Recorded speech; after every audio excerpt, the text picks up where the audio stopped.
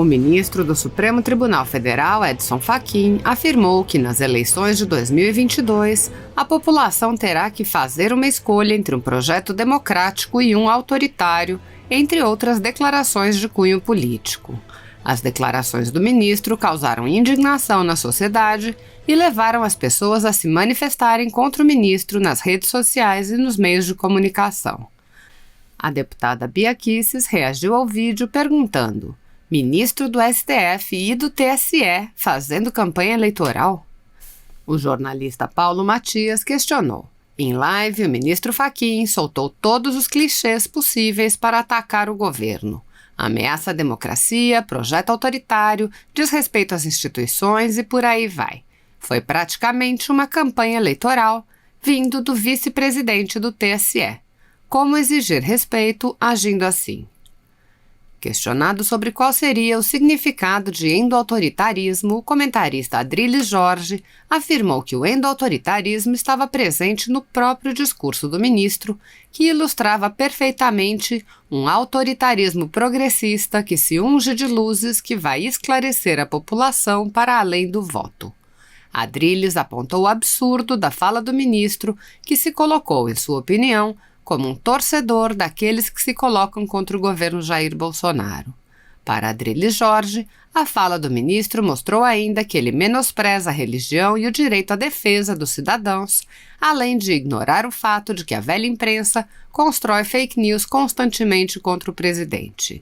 Adrilles Jorge apontou ainda: Fachin menospreza, sobretudo, o caráter autoritário de um Supremo Tribunal Inquisitorial que cria arbitrariamente um inquérito ilegal, ilegítimo, sem crime tipificado, para perseguir vozes dissonantes desse pseudo-progressismo que quer ungir de luzes escuras a democracia brasileira. Se há um órgão que cospe nas instituições e cospe em si mesmo, é o Supremo Tribunal Inquisitorial que a gente tem, infelizmente. O comentarista resumiu: quem atropela a democracia é o futuro vice-presidente do TSE, fazendo uma torcida escancarada para seus próprios princípios, querendo tolher o direito do cidadão livre de escolher os seus valores. É asquerosa a fala do ministro Fachin.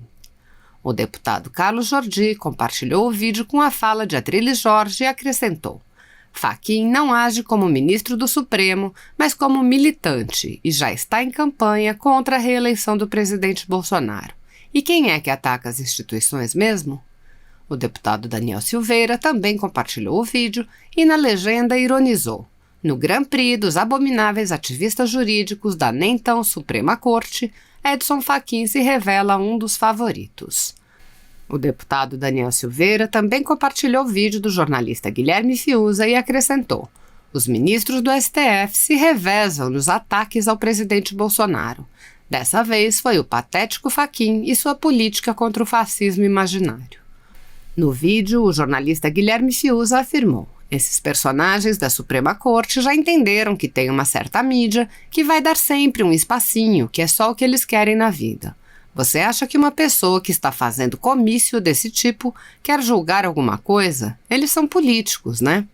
Fiuza acrescentou: ele entende, político que é, que esse discurso lhe renderá algumas manchetes, alguns títulos, um espacinho numa determinada mídia que vive hoje da mesma coisa que ele vive, de atacar o fascismo imaginário. O jornalista apontou ainda: é esse juiz que tomou uma decisão trágica de proibir a polícia de entrar nas regiões mais violentas, onde tem a população mais vulnerável, sujeita ao crime organizado.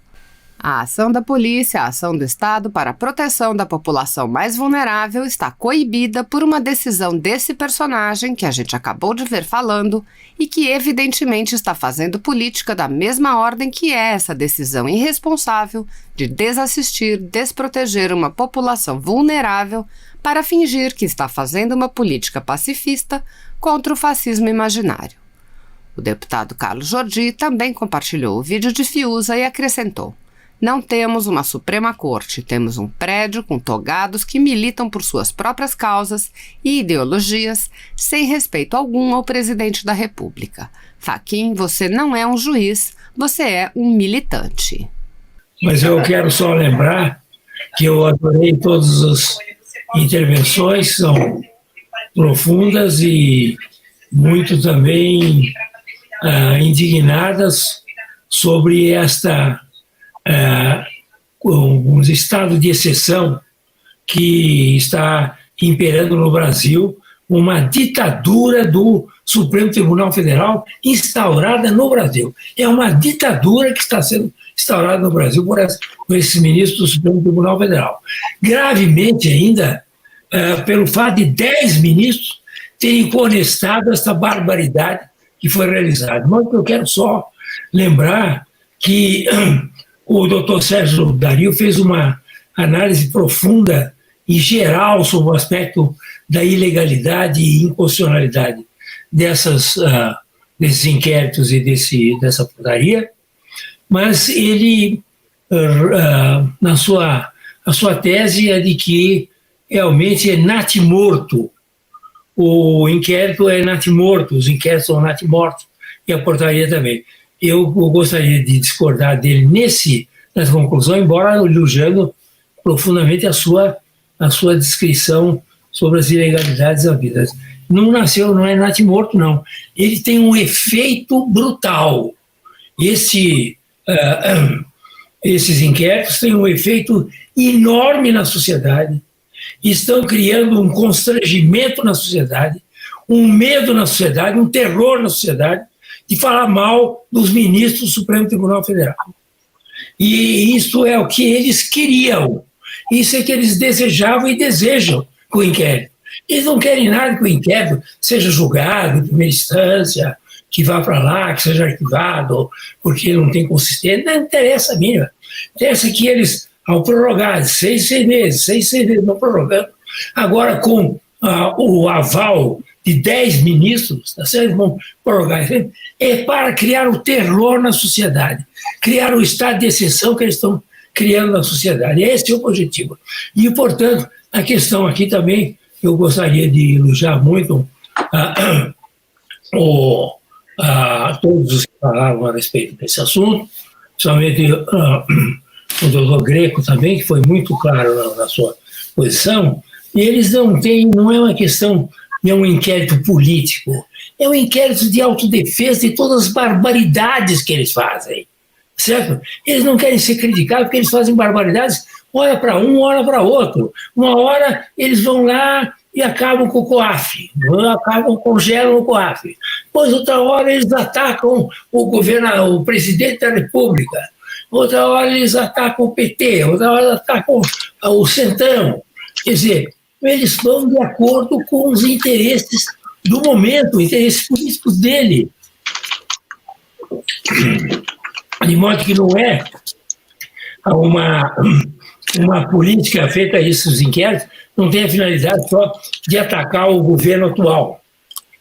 Atacar quem vier, conforme as convidências. O que eles querem é se autodefender, dizer, nós vamos criar todas as arbitrariedades e dominamos o país, porque eles dominam, o Supremo Tribunal Federal domina o país hoje, manda o país, dominação, aí no sentido bem político da palavra, dominam o país, tá certo? E não querem nenhuma crítica. E quem criticar, como foi muito bem explicado aqui pelo Paulo Faria, quem criticar, tá certo? É preso e usa com tornozeleira, tá certo?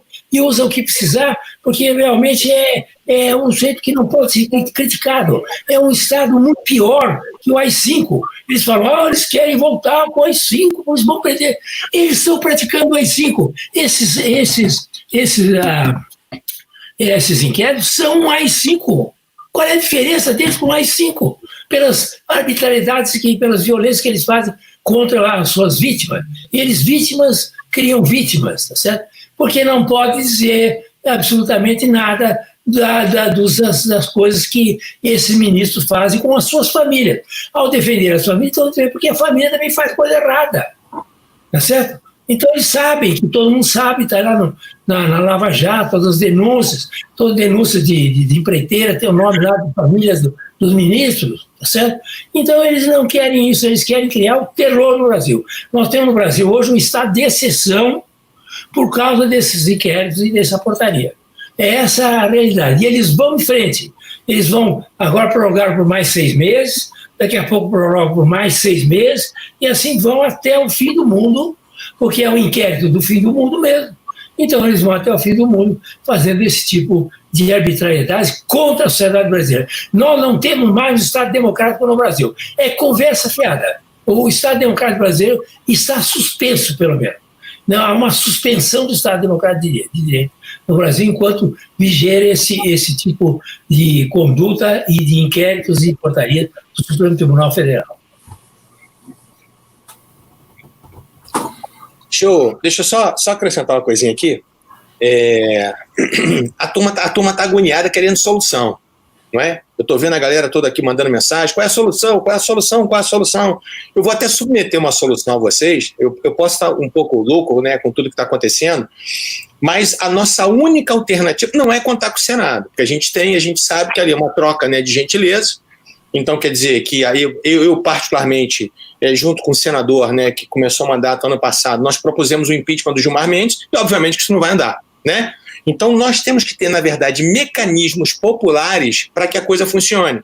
Então, a minha sugestão, já que a gente tem que ter uma sugestão, a minha sugestão, primeiro, nós temos que fazer uma PEC, um projeto de emenda à Constituição, prevendo uma iniciativa popular, obrigando o presidente do Senado a colocar em pauta os processos que digam a respeito aos impedimentos dos ministros do STF. Porque se não for assim, nós não temos os projetos de iniciativa popular para as leis, por que a gente não pode obrigar ao chefe do Congresso Nacional, ao chefe do Poder Legislativo a fazer isso? Porque eles estão lá, eles são nossos representantes.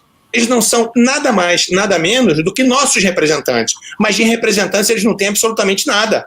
Então eles fazem aquilo que é do interesse deles, não do que é do interesse do povo. Então, primeira solução, nós temos que consertar a Constituição para colocar um meio, um instrumento na Constituição para que a gente possa efetivamente colocar, para que o povo possa efetivamente julgar os ministros do Supremo Tribunal Federal. Segundo, me explica como é que funciona o sistema de freios e contrapesos com o Supremo? Cadê o checks and balances? Cadê aquilo que a gente fala tanto em faculdade, que a gente fala tanto em evento? Isso não faz de conta.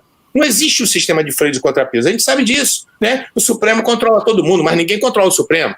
Então, o que nós temos que fazer? Nós temos que também ter um projeto de emenda à Constituição criando uma corregedoria especial para o Supremo Tribunal Federal, não compostas por ministros do Supremo. Ou seja, tem que ser pessoas alheias ao Supremo Tribunal Federal. Aí sim, a gente vai começar a ter um sistema de freios e contrapesos. Ou seja, 5 pessoas escolhidas, 5 juristas renomados, escolhidos das instituições OAB, Ministério Público, Magistratura, Congresso, não importa.